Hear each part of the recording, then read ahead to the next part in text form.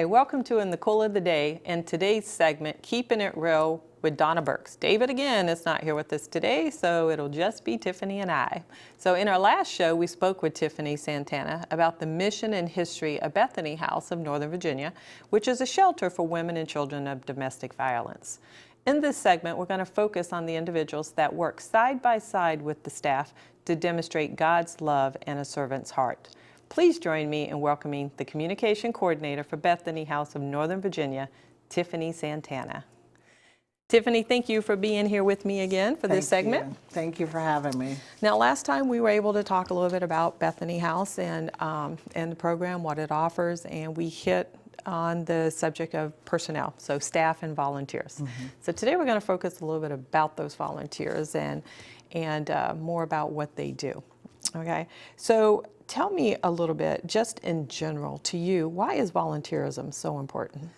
Volunteerism is important to me personally. As a Christian, I feel like it's our job and our duty to give to our community, to show the love of Christ in any way that we can. And so volunteering for me is one of my ways to give a sacrifice. It's sacrificial giving for me. And so if I have it to offer and there's a need, and that's kind of the creed of our family, if there's a need in front of us and we can fill it, fill it. And so volunteerism is one of the ways that I do that. And you know, oddly enough, there's been brain science recently that shows that volunteering, giving back, doing good deeds is good for your brain. It helps your brain plasticity. So that's God's design too. And if we do good, it's going to benefit our bodies too. So, you know, just a little nerd moment.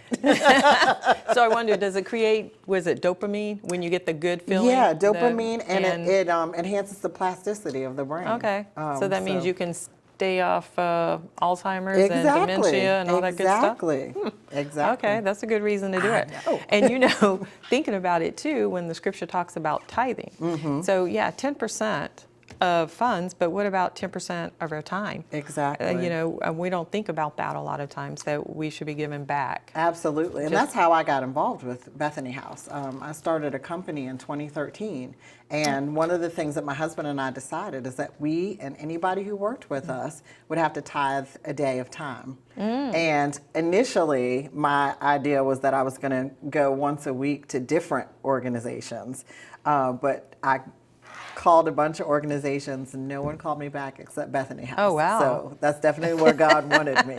And I've been there ever since. That first Wednesday I showed up, July 2013, and I've been there every Wednesday since, and a whole bunch of other days. But yeah, so it is about tithing of your time, because we're stewards over time too. And so we have to make sure that we give our time. We have to remember we're not just here for ourselves. Exactly. And we're here for other people to make a difference. So why are the volunteers, and I think I know this from the first segment, but why are the volunteers so important to Bethany House? One of the reasons why volunteers are so important is because Bethany House, just like many charitable organizations, wants to take the funds and use those for client care as much as possible. And so salaries are often the biggest chunk of an organization.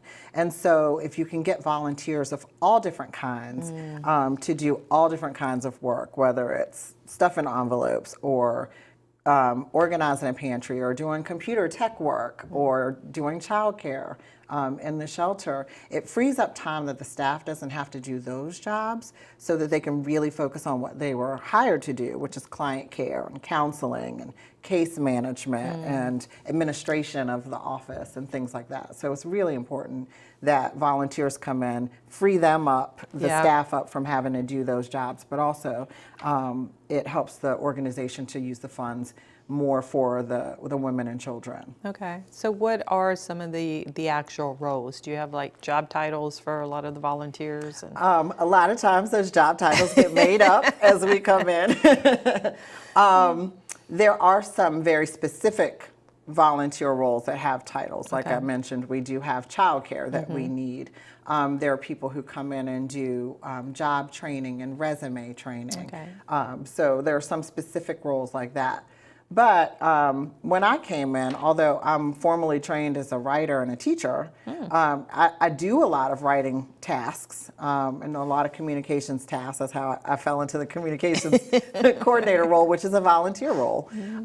But I do anything there, anything that's needed. If we need to stuff envelopes, if we need to clean the office, if we need to, pick up donations from people, any talent that you have, any ability that you have, there's a place for it.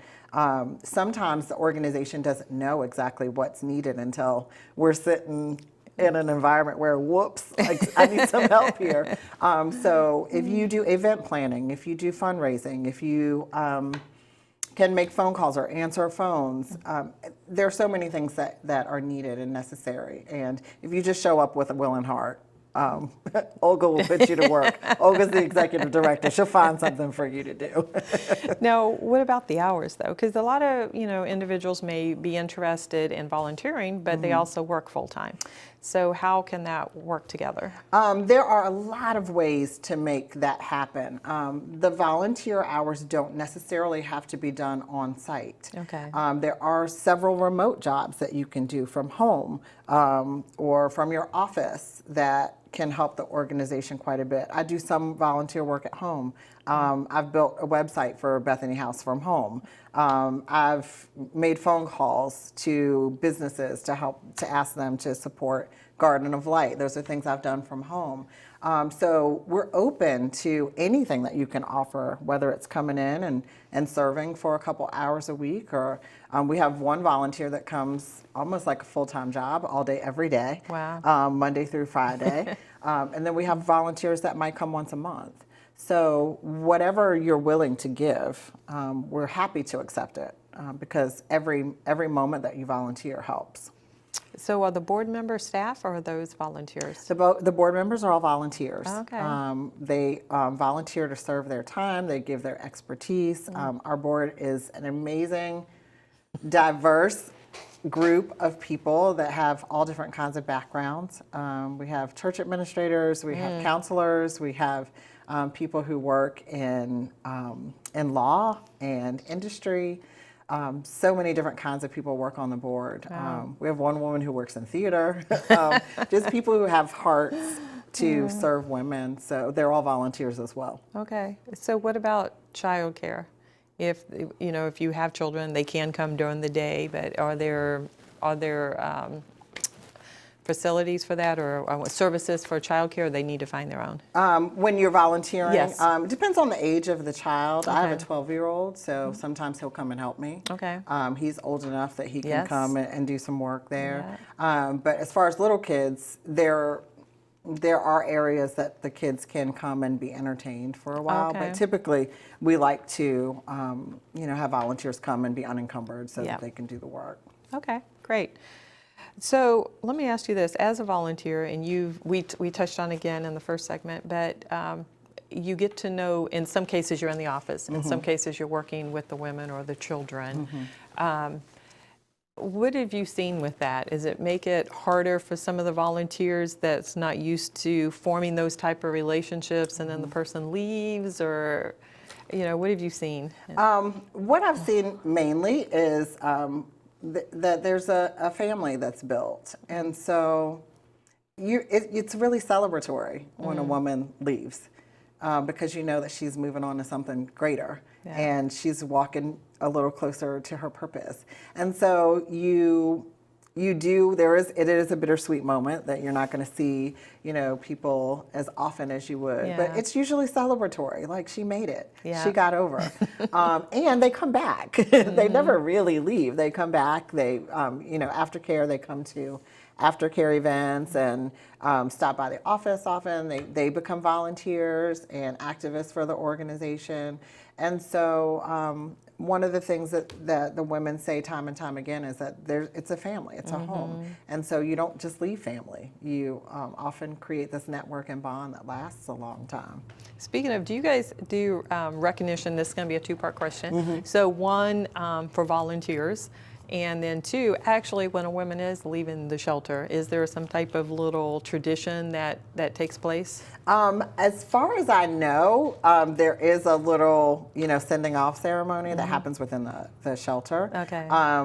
And your first question was about volunteers. Is Yeah, there volunteer recognition program. There's usually a volunteer appreciation party once or twice a year, Okay. depending on how many volunteers we have at the time.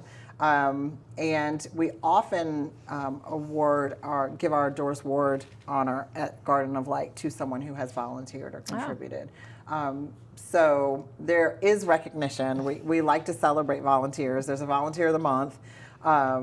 And so we're so blessed to have volunteers that we want to make sure that they know that they're so appreciated all the time. And we feel that love, we do. We feel it. They cheer when we come in the door. Now, you mentioned the Doris Award, Doris Ward Honor. Doris Ward Honor, who's the founder, Yes. right, of the organization. Yes. What's entailed in that award?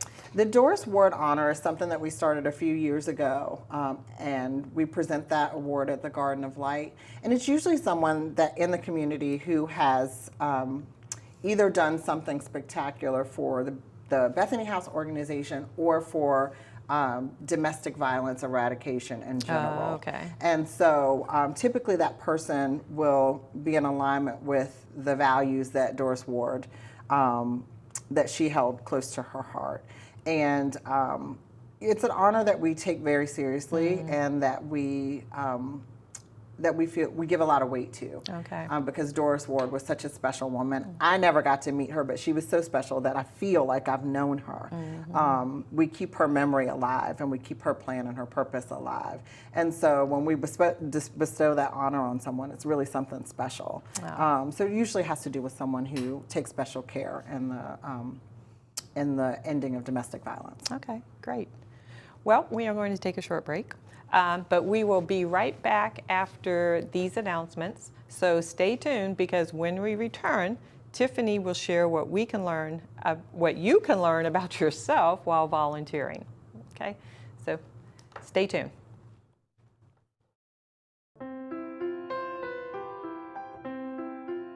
Fairfax County is one of the wealthiest counties in the country, but there are currently over 1,200 people that are homeless.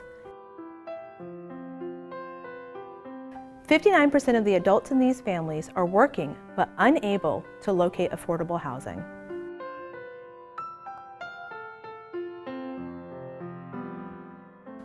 Shelter House is an organization that works with the homeless to provide services that promote self-sufficiency.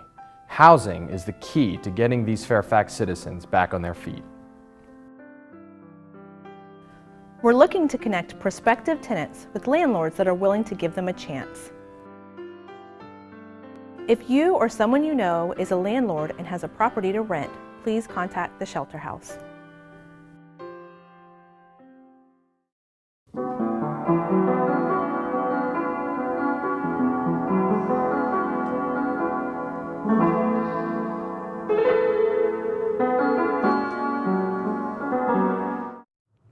Hi, welcome back to Keeping It Real with Donna Burks.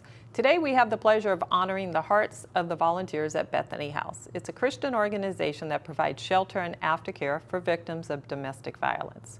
Prior to the break, we were talking about the importance of being a volunteer, and Tiffany shared some of her experiences. In this half, Tiffany will share what you can learn about yourself while volunteering and how you too can get involved either with Bethany House or in your own neighborhood. So, Tiffany, I'm going to call you Bethany. Tell me a little bit about that. Tell me, what did you learn about yourself during these 5 years, right, that you've been volunteering with the organization? I've learned that anything that you have to offer can be of use. If you come with an open heart, anything that you have to offer can be of use, and everything is of value. About myself, I've learned that I've become more aware of needs around me. Being at Bethany House has really opened my eyes to the fact that there is so much need, and it makes me look at the world with that kind of eye, always looking for places to help, always being aware of what someone might be going through. It's increased my compassion capacity, definitely. And so I've learned multitasking. I've learned computer programs that I never thought I needed to use ever. I've learned how to work in, I was a teacher, so I've always been able to multitask. But learning how to get the job done with people you know, people you don't know, people who change over time, just being unified in purpose. That's something that's really been exciting for me to learn about myself, that no matter what, we can accomplish the mission with whatever you have around you. So it's been really good. Now you hit on a point there about computer programs that you didn't think you would use, and the other roles too. But and a lot of people don't realize that, or they may forget that as a volunteer, anything that you learn and the skills that you use, that time counts towards your job. Absolutely. So anybody looking to expand skills, years ago when I lived in Germany, we used to have volunteers. I worked at Army Community Service, and volunteers would come in, and again, being able to be in that role every day or learning new skills, then that helped them to go get another job if they needed it, or a regular job. So have you found that with some of the volunteers that maybe what they were not working at the time, they learned some new skills which helped them to get a job or maybe get a better job? Yes, and we've seen that quite often at Bethany House, where people were either laid off, or they're fresh out of school, or they've been at home taking care of their kids and they've decided that they want to re-enter the workforce, or enter the workforce later in life. And it has really been a good segue, a good transition for people to come, and where it's low stakes in that, you can't get fired. Exactly. But it's a safe place to learn and to develop your skills. And often, because there's such a great need, you get so much responsibility. So when you go and you restructure your resume, you can say that you were over this whole department for this organization, because there was no staff member to be over that department. It's funny because every once in a while, last week, another volunteer and I, we created our own department and gave ourselves titles. So we kind of got a laugh out of it. But honestly, there was a need there. And we decided that we were going to take over this need and create our own little department and bring in our own volunteers for this department. And so you really do have an opportunity to expand your skill set while helping people. I mean, it's a win-win. So in those times where you might be in transition, I always tell people, go volunteer. If you're looking for a job, or you got laid off and you don't know what's next, go use that time. And you'll feel useful, you'll get your confidence back, you'll help other people, and you'll be able to hone your skills and learn new things while you're there. Yeah, good point, good point. So what's involved in the process? Well, I guess two-part again. One, how do you guys advertise for volunteers? I mean, how do you get the word out? Because I know we talked about Bethany House, having to be careful in some ways. So how do you get volunteers then? Mostly through our website, sometimes through word of mouth. Okay. Yesterday, a prime example, someone came in and brought donations to the office. And while they were there, they were like, how do I donate? I mean, how do I volunteer? And so there are a variety of ways that people come in. Sometimes they come in through churches. We often go out into the community and speak to churches and to businesses. And once they have an idea of what we do, they'll ask on the spot, how can I be involved? We've picked up volunteers from Garden of Light and other fundraisers that we've done. So we have information on our website, we have information on our social media spaces. Okay. So quite a few ways of getting the word out that we need volunteers to help out. Okay, and so you have do you guys have Twitter and? Yes, we have Twitter, we have Instagram that we're restructuring, we have Facebook that we use pretty often, and then our website.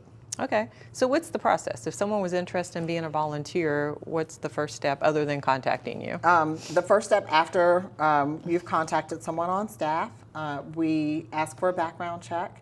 There is a volunteer training that you go through. It's usually a couple hours of training to get you familiar with some of the confidentiality issues and to figure out what your skill set might be or what you're able to contribute. And once you're cleared with background check and once we, know that you're good to go, then you can start volunteering immediately after that, after your training and after your background check. Okay. How long does it usually take for the background check? It took me about a week or Okay. so. Once the paperwork went in, it only took about a week. It doesn't take long. So that's not too bad. Have you had volunteers like in a job you start in one row and then you want to progress up to another row? Have you seen that with your volunteers Yes. that they've grown? So probably I've seen that in yourself, right? myself. Yeah. Yes, because the roles are fluid in volunteering, and the needs are fluid. One day we might need all hands on deck to get this mailing out. The next day we might need a website built. The next day we might need childcare. One day we might need all of that in the same day. So we always ask that people, if they are open to doing other things besides, their one skill, Yeah. we always ask, please help us out any way you can. Some people want to come and do one specific thing. We need that too. But our roles are always fluid. Okay. So if somebody was thinking about volunteering at Bethany House or in their community, what would you say to them? I would say do it. The Nike slogan, right? Just do it, people. Just do it. You think too long? Yeah, come with an open heart and come just willing to give and willing to be flexible, because there's always a need. And don't be hesitant because you think that you don't have something to offer. I guess that's another thing that I've learned as a volunteer, and I've watched other volunteers learn, is that everyone has something to offer. We've seen all kinds of people with all kinds of ability levels come and provide support to Bethany House. So I would just say do it. And the feeling of being able to help, the staff is amazing. The environment in which I work at Bethany House is just, I look forward to it every week. I'm running in there every week. And just to know that what you're doing is life-saving work. Is very rewarding, and it's not hyperbole. You are saving lives every time you come in and type a newsletter, every time you send an email, every time you pick up the phone. Anything that you do helps Bethany House to save lives every day. So the ladies you have the volunteers and the staff. So the other folks that actually are at the shelters and work there, are those more regular scheduled staff because of the limit of, the amount of care required? Yes. We actually have house managers that stay on site with the women. Okay. So they're paid staff that stay on site with the women. And the house managers are uniquely created by God to do what they do. They are amazing women that have such love and such care and such compassion, and provide such a good structure for the women to feel secure and safe.